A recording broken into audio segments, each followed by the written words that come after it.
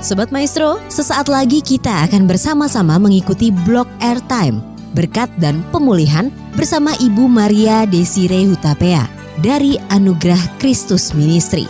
Selamat mendengarkan.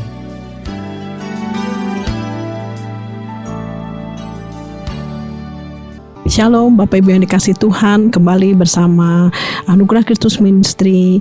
Saya Pastor Maria Desire Hutapea akan bersama-sama kita mengikrarkan janji Tuhan di dalam blog Airtime Berkat dan Pemulihan.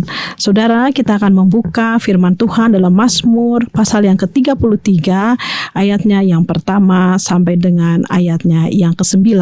Ada beberapa hal yang akan kita dalami lebih lagi mengenai perkataan firman Tuhan ini, karena terkadang apa yang kita perkirakan, tetapi Allah yang melampaui segala akal pikiran manusia mengerti apa yang dirindukan oleh umat-umat Tuhan. Mari kita melihat dalam Mazmur pasalnya yang ke-33, ayatnya yang pertama sampai dengan ayatnya yang ke-9, di mana perikopnya berjudul puji-pujian kepada Allah Israel. Bersorak-soraklah hai orang-orang benar dalam Tuhan, sebab memuji-muji itu layak bagi orang-orang jujur. Yang kedua, bersyukurlah kepada Tuhan dengan kecapi, bermazmurlah baginya dengan gambus 10 tali. Yang ketiga dikatakan, nyanyikanlah baginya nyanyian baru, petiklah kecapi baik-baik dengan sorak-sorai. Ayat keempat mengatakan, sebab firman Tuhan itu benar, segala sesuatu dikerjakannya dengan kesetiaan. Ayat kelima mengatakan, ia senang kepada keadilan dan hukum, bumi penuh dengan kasih setia Tuhan. Ayat keenam mengatakan, oleh firman Tuhan langit telah dijadikan, oleh nafas dari mulutnya segala tentaranya. Ayat 7 berkata, ia mengumpulkan air laut seperti dalam bendungan, ia menaruh samudera raya ke dalam wadah. Ayat 8 berkata, biarlah segenap bumi takut kepada Tuhan, biarlah semua penduduk dunia gentar terhadap Dia. Ayat ke-9 berkata, sebab Dia berfirman maka semuanya jadi, Dia memberi perintah maka semuanya ada. Wow, luar biasa saudara, di masa-masa pandemi COVID ini, di mana kita sedang melalui masa PPKM, tetapi firman Tuhan ya dan amin dan tidak berubah untuk selama-lamanya. Sore hari ini firman Tuhan berkata, bersorak-sorailah hai orang-orang benar dalam Tuhan, sebab memuji-muji itu layak bagi orang-orang jujur. Jadi orang-orang yang benar-benar dapat memuji dengan segenap hati kepada Tuhan, itu adalah orang-orang yang dikenan oleh Tuhan, yaitu orang-orang yang jujur di hadapan Tuhan. Karena orang jujur itu dikenan Tuhan. Jujur ke apa saudara? Jujur kepada dirinya sendiri dan jujur kepada Tuhan tentang apa yang menjadi isi dalam hatinya dan kerinduannya. Kita akan sebentar lagi mendengarkan kesaksian seorang anak muda yang dengan jujur berkata-kata kepada Tuhan setiap dia mau melayani Tuhan dan selesai melayani Tuhan, dan Anda akan melihat wujud berkat yang Tuhan sediakan dalam kejujuran itu di hadapan Tuhan. Puji Tuhan. Oleh sebab itu dikatakan juga ayat pertama, bersorak-sorailah hai orang-orang benar. Artinya apa saudara? Orang-orang yang bisa bertepuk tangan, yang bisa mengatakan bahwa Tuhan ada dalam kehidupannya adalah betul-betul orang yang benar di hadapan Tuhan. Orang benar itu apa saudara? Orang yang melihat segala sesuatunya dalam keadilan Tuhan. Orang yang melihat segala sesuatunya di dalam perkataan lembut Roh Kudus saudara. Oleh sebab itu kita akan melihat beberapa hal dikatakan bahwa kata-kata adalah penampilan dari isi pikiran kita. Dari cara kita berbicara dan isi pembicaraan, kita bisa memahami karakter dan kepribadian seseorang. Jadi saudara, dengan cara engkau bersorak-sorai memuji Tuhan, Tuhan juga mengetahui dan memahami karakter dan kepribadian kita. Kalau kita selalu suka berdebat atau berbantah-bantahan dan punya sifat pemberontak dan paling suka berdebat, maka kita tahu apa yang ada di dalam hati orang tersebut saudara, yaitu kepahitan, keterpurukan, kebohongan, kepalsuan, ingin mencari soal supaya dia dilihat orang, dilihat sebagai orang yang paling terzolimi, padahal bisa jadi juga dia sendiri yang sulit untuk diubahkan oleh Tuhan, adalah seseorang yang sangat egonya tinggi di hadapan Tuhan saudara. Karena kalau orang yang lembut di hadapan Tuhan, dia tidak banyak berbicara mengenai persoalan pribadinya kalau tidak ditanya atau untuk didoakan saudara. Apakah Yesus suka berbantah-bantahan? Mari kita melihat dalam Matius pasal yang ke-12 ayat 19 berkata, ia tidak akan berbantah dan tidak akan berteriak, dan orang tidak akan mendengar suaranya di jalan-jalan saudara. Sementara ini juga saya berada di Jakarta dalam suatu apartemen, saya katakan kepada anak saya, kita sangat membutuhkan lagu puji-pujian ya, melalui laptop, melalui speaker ya, sound system yang ada di rumah. Tapi kalau bisa gak usah keras-keras, gak usah sampai satu blok itu ya, sepanjang lantai itu mendengarkan. Karena apa? Penginjilan itu kadang terjadi karena kita sendiri membawa nama Tuhan dalam kita berkata-kata. Kata-kata kita memberi semangat yang baru. Kata-kata kita tidak memberikan pemisahan antara gender, maksud saya dalam hal ini pendidikan, ya kekayaan, semua manusia sama di hadapan Tuhan. Bahkan banyak orang yang sangat berlimpah, tetapi mereka juga memiliki kerendahan hati yang luar biasa. Jadi ini yang dimaksud Tuhan Yesus. Perkataan kita sendiri yang lembut, yang membangkitkan semangat banyak orang. Jadi dalam Injil Matius pasal ke-12 ayat ke-19 dikatakan, ia tidak akan berbantah dan tidak akan berteriak, dan orang tidak akan mendengar suaranya di jalan-jalan. Bahkan dalam Matius pasal ke-11 ayat ke-29 dikatakan, belajarlah padaku karena aku lemah lembut dan rendah hati, dan jiwamu akan mendapat ketenangan. Luar biasa saudara. Orang yang jiwanya tenang, ayat kedua mengatakan bersyukurlah kepada Tuhan dengan kecapi. Artinya apa? Dia sanggup mengeluarkan talentanya untuk mengucap syukur kepada Tuhan. Kecapi bukan berarti saja yaitu permain musik, tetapi kecapi adalah ucapan yang begitu indah di hadapan Tuhan, sehingga seperti musik, nada yang seirama, yang betul-betul menjadi nada yang indah, yang mengandung alfa dan omega dalam Kristus Yesus.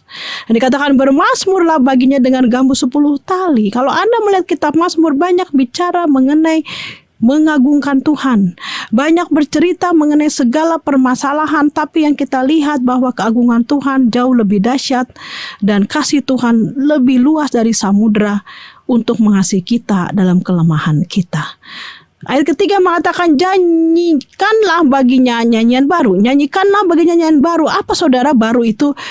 Ya mungkin bisa dikatakan, oh iya dulu zaman lagu kita, lagu-lagu Pentakosta, terus kita pindah lagi ke True Worshiper, kita nyanyi lagi sekarang NDC Worship ya. Tetapi yang dikatakan baru apa? Nyanyikanlah bagian nyanyi baru. Nyanyi dengan pertobatan yang baru. Bernyanyi kepada Tuhan dengan hati yang baru, saudara. Sehingga petiklah kecapi baik-baik dengan sorak-sorai. Jadi waktu kita petik kecapi itu, waktu kita mengeluarkan talenta itu dalam keadaan apa? Baik-baik. Dengan sorak-sorai betul-betul baik-baik, tidak ada sungut-sungut, tidak ada marah-marah, tidak ada kekesalan, tidak ada dendam, tetapi dengan sorak-sorai. Inilah yang diinginkan oleh Tuhan hari-hari. Apapun yang terjadi, walaupun kita beribadah di rumah secara online, kita sulit berkumpul dengan keluarga, apalagi sebagai seorang gembala tidak bisa merasakan hadirat ibadah secara langsung, di mana kita harus naik mimbar atau kita mengucapkan doa berkat, tetapi petiklah kecapi baik-baik dengan sorak-sorai. Artinya apa? Tetap memberikan pengharapan yang terbaik kepada setiap jiwa yang mendengarkan petikan kecapi kita, yang mendengarkan talenta kita bersuara bagi kemuliaan nama Tuhan. Ayat keempat mengatakan, sebab firman Tuhan itu benar, segala sesuatu dikerjakannya dengan kesetiaan. Jadi kalau Tuhan setia, kenapa kita nggak setia? Hanya karena masa enak, indah kita setia. Begitu masa sulit, aduh kayaknya kok Tuhan nggak ada ya. Langsung aduh lah nggak perlu dukungan doa, aduh nggak perlu lah lagi deh baca firman, jadi males. Karena kok masa COVID ini jadi sepertinya Tuhan nggak setia. Tidak, Tuhan tetap setia. Tetapi Tuhan melihat sampai di mana kita memperhatikan Dia. Karena ayat 9 mengatakan, sebab Dia berfirman maka semuanya jadi. Dia memerintah maka semuanya ada. Mari kita tetap semangat. Kita tetap memberi yang terbaik bagi keluarga kita. Kita tetap berkarya apapun yang terjadi dengan penuh sorak-sorai berkemenangan dalam Kristus Yesus. Kita akan mendengarkan kesaksian seorang anak muda, bagaimana dia setia melayani Tuhan, dan kebanyakan pelayanan yang dia lakukan adalah pelayanan yang tidak sesuai dengan keinginan hatinya, tidak sesuai dengan pikirannya, tetapi firman Tuhan katakan, nyanyikanlah baginya nyanyian baru, petiklah kecapi baik-baik dengan sorak-sorai. Mari kita silakan mendengarkan. Shalom Sobat Maestro yang dikasihi Tuhan. Ya, perkenalkan nama saya Yohana. Di sini saya mau bersaksi bagaimana Tuhan mengangkat saya melalui pelayanan. Pada awal 2020, bahkan pada awal saya pelayanan mengenal melayani Tuhan seperti ini. Saya suka anak kecil sebetulnya.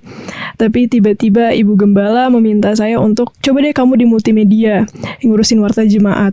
Di situ saya bingung.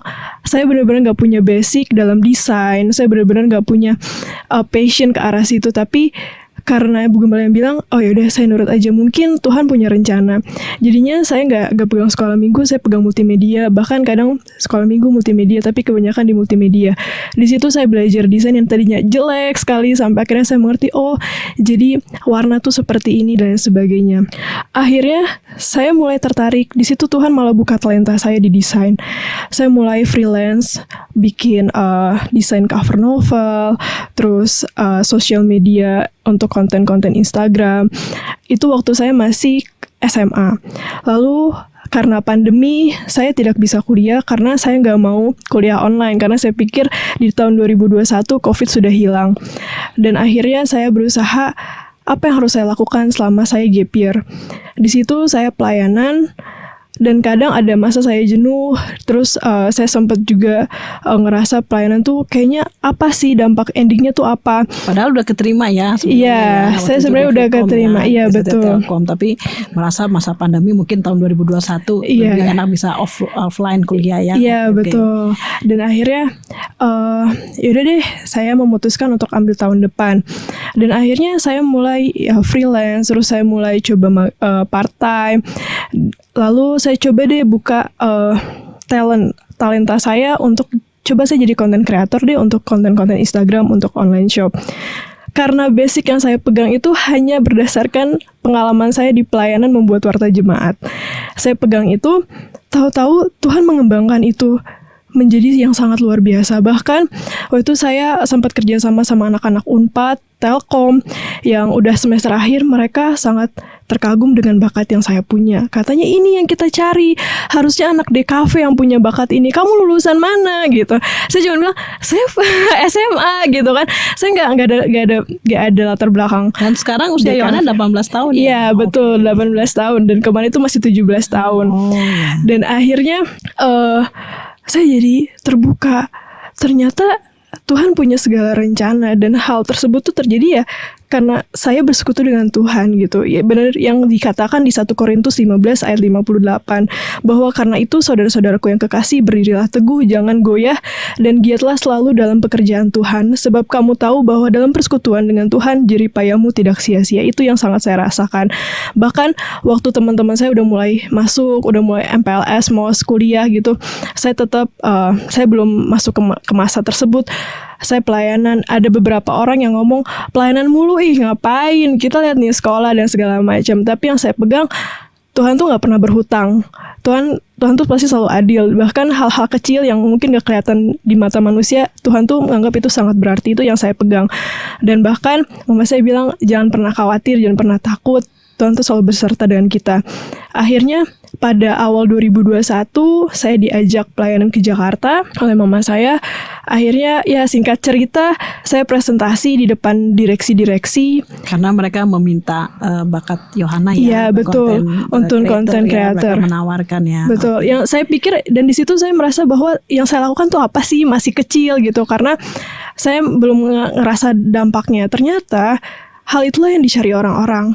Yang kita lihat kecil ternyata itu yang berdampak. Karena zaman sekarang masa era digital, semua lewat Instagram, semua lewat sosmed gitu. Dan itu bakat yang sedang dibutuhkan. Dan akhirnya saya jalan dengan kekuatan iman, pengharapan bersama dengan Tuhan. Saya presentasi di depan direksi, saya pakai bahasa Inggris. Lalu mereka terkejut karena ada beberapa aspek yang mereka nggak tahu selama ini gitu. Dan saya pun kalau dipikir-pikir, iya ya, saya tahu dari mana gitu. Sebenarnya karena itu berdasarkan pengalaman, tapi saya baru sadar ternyata itu mahal sekali pengetahuan saya itu. Sampai mereka terkejut dan akhirnya saya bisa terkesima mungkin. Terkesima, iya betul. Dan akhirnya saya bisa bekerja di salah satu perusahaan besar di Tamrin di Jakarta. Dan Tuhan pun gak ngasih sesuatu yang ece-ece buat anaknya. Jadi pada saat itu saya mulai dikontrak, jalan 3 bulan, saya mulai diangkat PJS direksi. Lalu karena yang saya lakukan bagus dan memuaskan para pekerja dan saya membawa dampak, saya ditetapkan menjadi direksi. Lalu saya kaget karena saya umur 18 tahun, tapi saya udah diberikan sama Tuhan sesuatu yang luar biasa. Bahkan bukan hanya saya, seluruh orang pun terkaget dan bertanya-tanya, seriusan gitu. Karena kan 18 tahun, S1 aja belum gitu kan. Tapi itu Tuhan, kadang apa yang kita gak ngerti, apa yang kata dunia ini mustahil, tapi bagi Tuhan tuh gak ada yang mustahil. Bahkan saya dipercaya banyak, saya diberi inventaris, terus mobil, dan tempat tinggal. Lalu pada nanti bulan September saya akan diberikan beasiswa di BINUS Jakarta. Di situ saya sangat terharu ya. Artinya Tuhan tuh nggak pernah ninggalin. Bahkan di saat kita ngerasa kok waktu itu kan saya sempat ngerasa kok teman-teman saya udah kuliah, kok saya merasa jauh. Ternyata Tuhan tuh dengar itu. Dan benar tadi yang Bu Desi bilang bahwa kita tuh harus jujur untuk diri sendiri, jujur di mata Tuhan. Maka Tuhan akan bukakan segala jalan kita. Dan sekarang malah teman-teman saya bilang, "Yo, gue tuh insecure sama lo. Itu tuh jauh di depan, udah ngangkat berapa mil di depan kita yang kita baru masuk kuliah, masih ngobrol-ngobrol sana sini, ngopi sana sini, dan lo udah nyetak uang," katanya gitu. Ya itulah Tuhan. Kadang ya kita nggak bisa ngerti ya maksud Tuhan tuh kemana, arahnya gimana, tapi pasti endingnya tuh bakal indah dan kita bakal lebih dari pemenang. Jadi luar biasa saudara, yang dikatakan dalam Matius pasal ke-11 ayat ke-29, Yesus berkata, "Belajarlah padaku, karena aku lemah lembut dan rendah hati, dan jiwamu akan mendapat ketenangan." Jadi dalam jiwa yang tenang kita dapat memuji Tuhan, dan endingnya kita melihat firman Tuhan yang mengatakan ayat 9, "Sebab Dia berfirman maka semuanya jadi, Dia memberi perintah maka semuanya ada." Jadi saudara, belajarlah untuk tetap memakai kata-kata yang lemah lembut. Dalam Amsal pasal ke-15 ayat ke-4 dikatakan, lidah lembut adalah pohon kehidupan, tetapi lidah curang melukai hati. Kadang-kadang melukai hati Tuhan. Jadi saudara, kata-kata seseorang sangat berkuasa. Untuk apa saudara? Untuk memperbaiki hubungan, untuk memulihkan hati yang luka, untuk memberikan semangat atau motivasi, untuk menyenangkan dan memberkati orang lain. Jadi saudara, kalau kita bersorak-sorai sebagai orang yang benar dan jujur di hadapan Tuhan, setiap perkataan kita setelah itu menjadi berkat bagi banyak orang, memulihkan banyak orang, dapat memperbaiki hubungan, menyembuhkan hati, memotivasi, menyenangkan dan memberkati orang lain. Ada satu hal yang saya lihat dalam firman Mazmur pasal ke-33 ayat ke-5 dikatakan, "Ia senang kepada keadilan dan hukum, bumi penuh dengan kasih setia Tuhan." Jadi saudara, Tuhan itu senang dengan keadilan, Tuhan senang dengan hukum, baik dengan hukum Tuhan, baik juga dengan hukum pemerintah. Jadi kalau saudara kurang merasakan damai sejahtera dalam usaha pekerjaan keluarga setelah Anda berbisnis, coba tanya, apa sih yang menyebabkan ini semua? Jangan-jangan Anda nggak bayar pajak. Bisa aja, karena itu membuat apa? Kasih setia Tuhan Anda rasanya kurang, karena ada yang Anda belum genapi sepenuhnya juga di dalam hukum yang Tuhan senang juga saudara. Oleh firman Tuhan langit telah dijadikan, oleh nafas dari mulutnya segala tentara. Jadi saudara, ketika Tuhan menghembuskan nafasnya, maka keamanan kota Tuhan nyatakan. Luar biasa.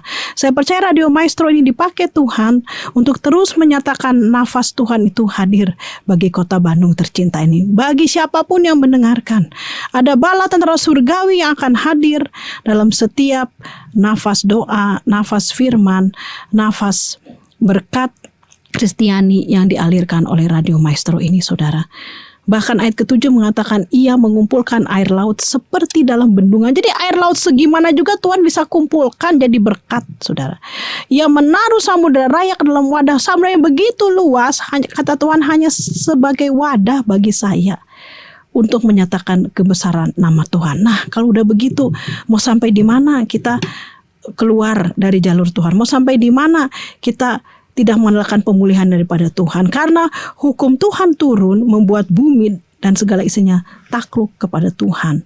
Dengan senantiasa otomatis orang yang memenuhi bumi, makhluk-makhluk yang memenuhi bumi itu gentar akan Dia, saudara. Gentar akan firman-Nya, gentar akan pujian-pujian kepada Tuhan. Kalau kita tidak gentar kepada Dia, dunia aja udah gentar, saudara. Hukum dunia aja Tuhan juga suka kalau itu betul-betul mengandung keadilan Tuhan. Terus kita ini bagian dari siapa? Oleh sebab itu Bapak Ibu yang dikasih Tuhan, saat-saat ini teruslah membangun konektivitas ilahi kita dengan Tuhan Sang Pencipta. Segala sakit penyakit kita Dia sudah tanggung. Berapa ribu yang lampau di kayu salib. Pertanyaannya kembali kepada kita, sampai di mana sorak-sorai kita kepada Tuhan? Sampai di mana pengharapan kita kepada Dia? Sampai di mana kita berkata yang lemah lembut membangun banyak orang? Kalau kita selalu menyebabkan teror, menyebabkan orang sakit hati, lama-lama penyakit sampar itu juga menindas kita, saudara. Oleh sebab itu, jangan pernah lupakan kebaikannya. Bahkan dikatakan muliakanlah Tuhan dengan kata-kata kita. Kendalikan lidah, ciptakan satu kalimat yang dapat memberkati orang lain. Dan alami suasana sukacita sepanjang hari-hari kita. Karena kata-kata lembut adalah argumentasi yang penuh kuasa. Amsal 15 ayat 1-2 mengatakan, jawaban yang lemah lembut meredakan kegeraman, tetapi perkataan yang pedas membangkitkan marah. Lidah orang bijak mengeluarkan pengetahuan, tetapi mulut orang bebal mencurahkan kebodohan. Mari belajar mengendalikan setiap kata yang keluar dari mulut kita. Semoga setiap ucapan kita akan membawa berkat dan sukacita bagi keluarga, teman, relasi, maupun terhadap siapapun juga. Bahkan dalam Yakobus 1 ayat ke-26 dikatakan, jikalau ada seseorang menganggap dirinya beribadah tetapi tidak mengekang lidahnya, ia menipu dirinya sendiri, maka sia-sialah ibadahnya. Dalam 1 Petrus ayat ketiga, 1 Petrus pasal ketiga ayat yang ke-10 dikatakan, siapa yang mau mencintai hidup dan mau melihat hari-hari baik, ia harus menjaga lidahnya terhadap yang jahat dan bibirnya terhadap ucapan-ucapan yang menipu. Jadi kalau kita bertobat, sebaiknya jangan kita ulangi lagi. Shalom, salam damai sejahtera, Tuhan Yesus memberkati.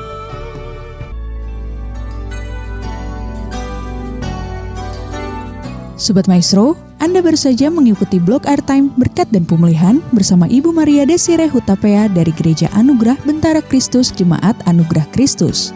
Terima kasih atas kebersamaan Anda dan Tuhan Yesus memberkati.